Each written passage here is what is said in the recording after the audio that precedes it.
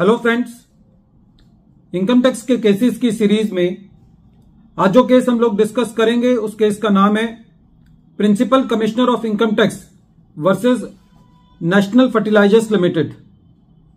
यह case 458 ITR page number 20 पर report हुआ। मैटर दिल्ली हाई कोर्ट ने डिसाइड किया और इस केस का जजमेंट 23 अगस्त 2023 को आया। यह केस कंडोनेशन ऑफ डिले को लेकर के है। एसएससी को भी अपनी अपील्स के लिए कई बार कंडोनेशन की एप्लीकेशन फाइल करनी पड़ सकती है और यह केस डिपार्टमेंट के साथ भी काफी देखने को मिलता है।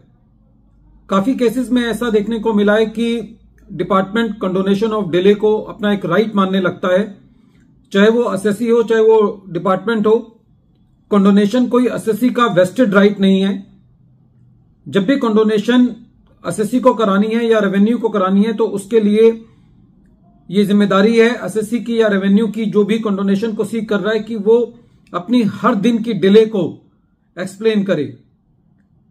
कंडोनेशन जो है वो as a routine practice adopt नहीं किया जा सकता। प्रेजेंट केस में डिपार्टमेंट ने, रेवेन्यू ने अपनी एक अपील फाइल करी दिल्ली हाई कोर्ट में, जो कि 498 डेज डिले थी। ये जो डिले की एप्लीकेशन होती है ये section 151 of the civil procedure code 1908 के तहत की जाती है। जब ये कंडोनेशन की एप्लीकेशन दिल्ली हाई कोर्ट के पास गई तो दिल्ली हाई कोर्ट ने यह पाया इस केस में कि जो परफॉर्मा रेवेन्यू ने कंडोनेशन की एप्लीकेशन के लिए इस्तेमाल किया है वो एक साइक्लोस्टाइल परफॉर्मा है और बाद में उस परफॉर्मे में जितने दिन का डिले हुआ है उसको फिल किया गया है। तो ऐसे केस में दिल्ली हाई कोर्ट ने डिपार्टमेंट की कंडोनेशन की एप्लीकेशन को रिजेक्ट करते हुए ये कहा कि प्रेजेंट केस में जो डिले है वो एक इनऑर्डिनेट पीरियड के लिए है।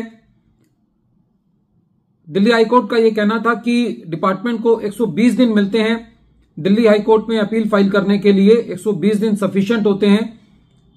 तो ये और डिपार्टमेंट की जिम्मेदारी बन जाती है कि ऐसी परिस्थिति के अंदर डिपार्टमेंट अपनी कंडोनेशन को अच्छे से एक्सप्लेन करे। दिल्ली हाई कोर्ट का यह कहना था कि जो कंडोनेशन की एप्लीकेशन है वो एक साइक्लोस्टाइल परफॉर्मे में दी गई है, जिसमें बाद में जो जितने दिन का डिले हुआ है वो बाद में फिल किया गया है। कंडोनेशन की एप्लीकेशन अपने आप में ये दिखाती है कि डिपार्टमेंट जो है वो टाइम पर अपील फाइल करने में सीरियस नहीं है।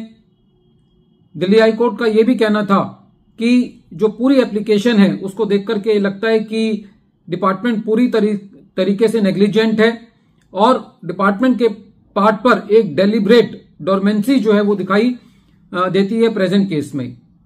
दिल्ली हाई कोर्ट का यह भी कहना था कि प्रेजेंट केस में जो डिपार्टमेंट है वो सफिशिएंट कॉज नहीं साबित कर पाया है कि डिपार्टमेंट ने अपनी अपील क्यों लेट फाइल की है।